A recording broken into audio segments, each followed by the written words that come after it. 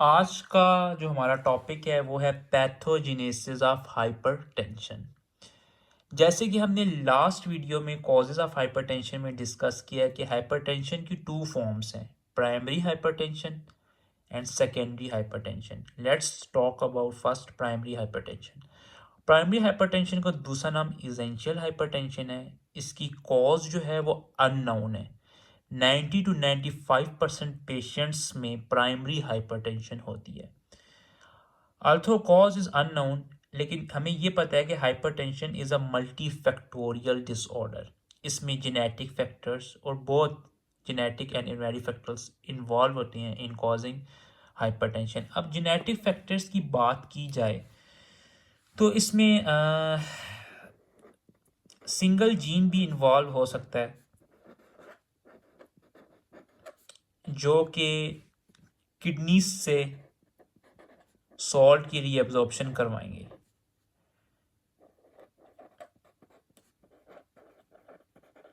ऐसे कुछ जीन्स पाए गए हैं जिनमें गेन ऑफ फंक्शन म्यूटेशन होने की वजह से किडनीज जो हैं सॉल्ट को ज़्यादा रीअब्सॉर्ब करना शुरू हो जाती है, या फिर क्या है कि पॉलीमॉर्फिज्म्स होता है इन मल्टीपल जीन्स।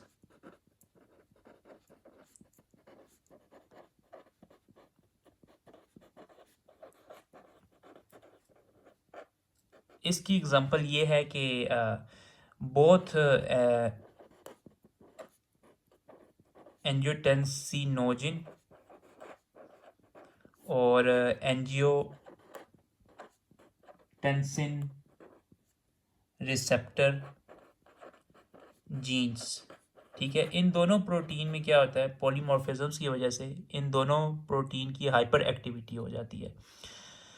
तो ये कुछ जेनेटिक फैक्टर्स जो हैं। अब जो इन्वायरमेंटल फैक्टर्स हैं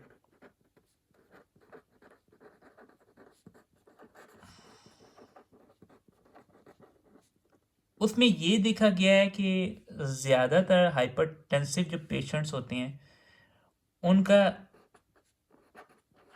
एक्सेसिव वेट गेन होता है। मतलब कि जो ओबीज पेशेंट्स होते हैं, इस तरह के जो पेशेंट्स होते हैं जिनमें हाइपरटेंशन हो, और उनका या फिर सेडिडेंटरी लाइफस्टाइल होता है।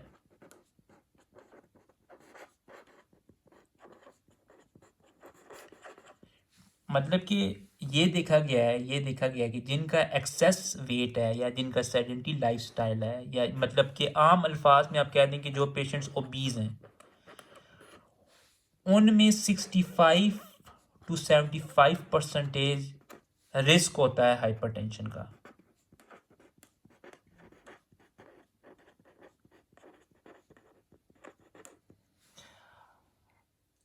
अब इससे होगा क्या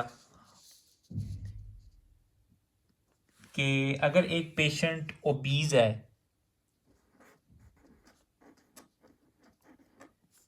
तो इससे होगा क्या।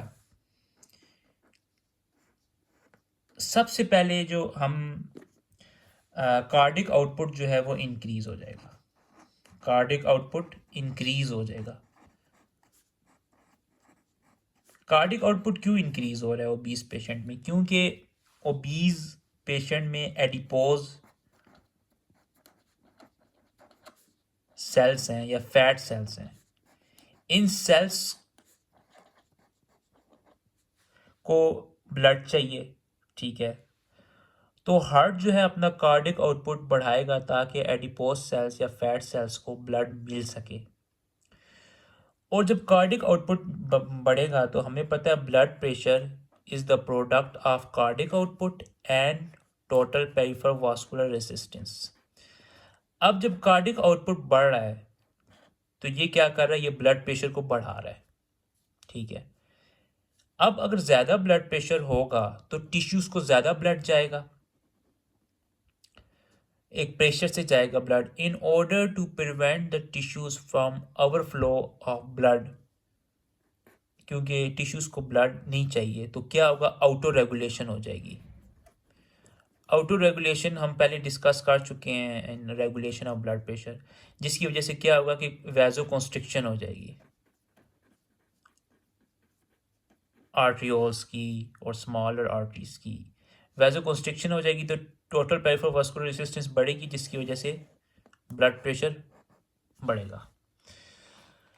तो cardiac output will increase in obese patients in order to provide sufficient blood to adipose cells and fat cells। Second जो चीज़ है, ये जो एडिपोज सेल्स हैं, ये एक सब्सटेंस बनाते हैं जिसे हम कहते हैं लेप्टिन।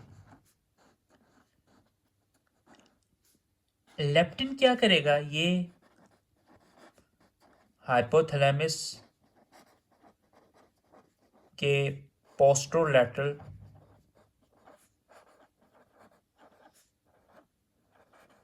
और सम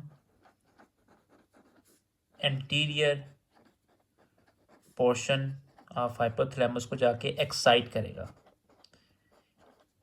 जिसकी वजह से हाइपोथैलेमस के जो फाइबर्स हैं वो मेडुला ओब्लोंगेटा के में वैजो मोटर सेंटर होता है।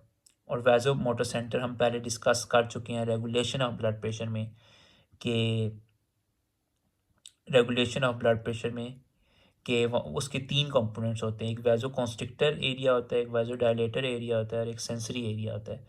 तो ये क्या करेगा, हाइपोथैलेमस जो है एक्साइट करेगा वैजो कॉन्स्ट्रिक्टर एरिया को, जिसकी वजह से सिंपैथेटिक नर्वस सिस्टम एक्टिवेट हो जाएगा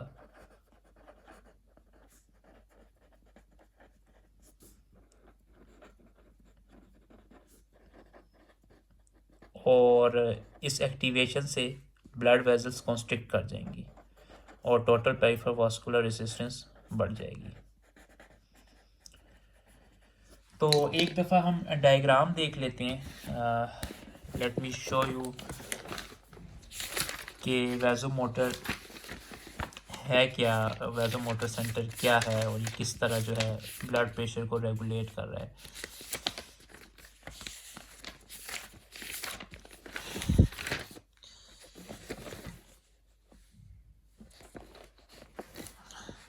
ये मेडुला ओब्लोंगेटा है, इसके अपर पोर्शन ये वैजोमोटर एरिया है, इसके अपर पोर्शन में वैजो कॉन्स्ट्रिक्टर एरिया होता है, ठीक है, और लोअर एंटेरोलैटरल पोर्शन में जो है, लोअर पोर्शन में जो है वैजो डायलेटर एरिया होता है और पोस्टरोलैटरल पोर्शन में सेंसरी एरिया होता है, जो कि यहाँ पे दिखाया नहीं गया। अब लेप्टिन क्या करेगा, लेप्टिन जाएगा हाइपोथैलेमस में।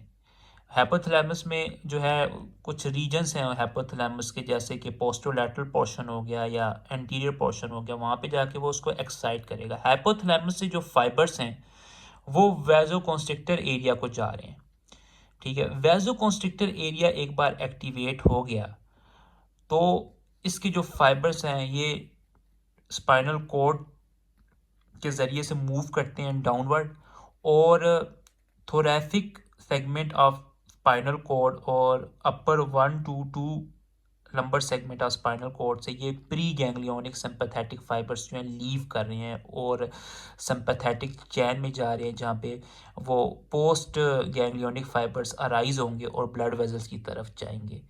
तो ये जो है सिंपैथेटिक नर्वस सिस्टम को एक्टिवेट कर रहा है लेप्टिन बेसिकली।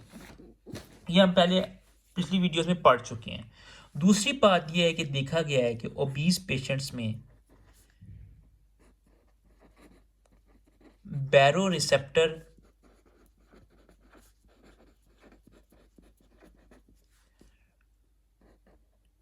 जो है वो डीसेंसिटिव हो जाते हैं। मतलब कि ये नॉर्मल इंडिविजुअल में जब ब्लड प्रेशर ज़्यादा हो तो बैरो रिसेप्टर्स एक्टिवेट हो जाते हैं और वो ब्लड प्रेशर को कम करते हैं, लेकिन ये buffering of baroreceptor system become desensitive in obese patients, so that's why blood pressure remain elevated। Third, क्योंकि सिंपैथेटिक नर्वस सिस्टम एक्टिवेट हो गया। अब सिंपैथेटिक नर्वस सिस्टम अगर एक्टिवेट हो गया वैगोमोटर सेंटर से, तो होगा क्या कि रीनल आर्ट एफरेंट आर्टियोल पे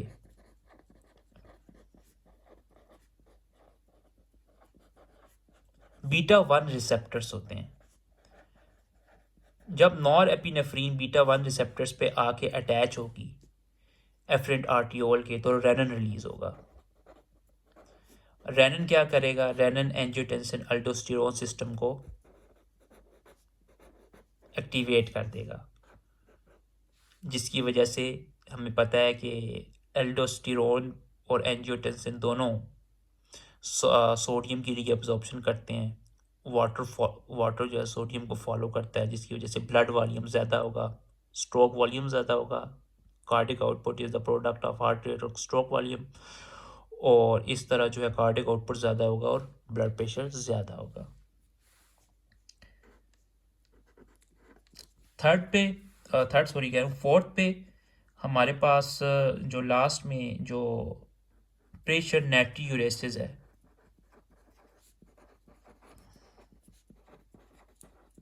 एंड प्रेशर डायूरेसिस है। ये फॉर सम अननोन रीज़न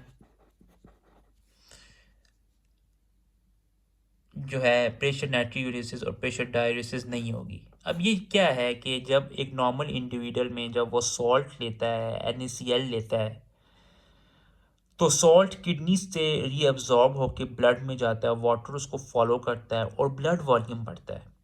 लेकिन नॉर्मल पेशेंट्स में ब्लड प्रेशर बढ़ना चाहिए। होता क्या है कि किडनीज जो हैं उस सॉल्ट को एक्सक्रीट करवा देती हैं, जिसकी वजह से वाटर भी एक्सक्रीट हो जाता है, क्योंकि वाटर सोडियम को फॉलो कर रहा है। इस प्रोसेस को हम pressure natriuresis and pressure diuresis कहते हैं। प्राइमरी हाइपरटेंशन में क्या होगा, किडनी की जो एबिलिटी है प्रेशर नाट्रियूरेसिस की और प्रेशर डायूरेसिस की, वो for unknown reason kidney will not be able to do that, जिसकी वजह से सॉल्ट ब्लड वॉल्यूम ज़्यादा होगा, और ब्लड वॉल्यूम ज़्यादा होने की वजह से हमारे पास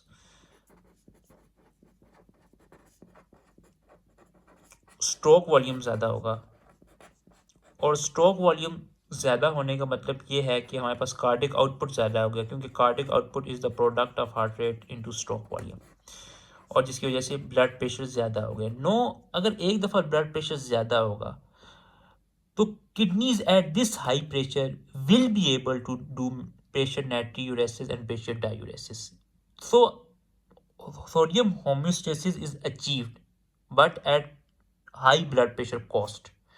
मतलब कि प्राइमरी हाइपरटेंशन में 120 और 80 मिलीमीटर्स ऑफ मर्करी में पर kidneys fail to do pressure natriuresis and pressure diuresis, जिसकी वजह से क्या होगा कि सोडियम जो है वो ब्लड में ज़्यादा होगा, जिसकी वजह से ब्लड वॉल्यूम बढ़ेगा, स्ट्रोक वॉल्यूम बढ़ेगा, कार्डिक आउटपुट बढ़ेगा और ब्लड प्रेशर बढ़ेगा। नहीं, अब ब्लड प्रेशर बढ़ गया है, और blood pressure at this new blood pressure जो कि ज़्यादा है, kidneys will be able to do pressure natriuresis and pressure diuresis.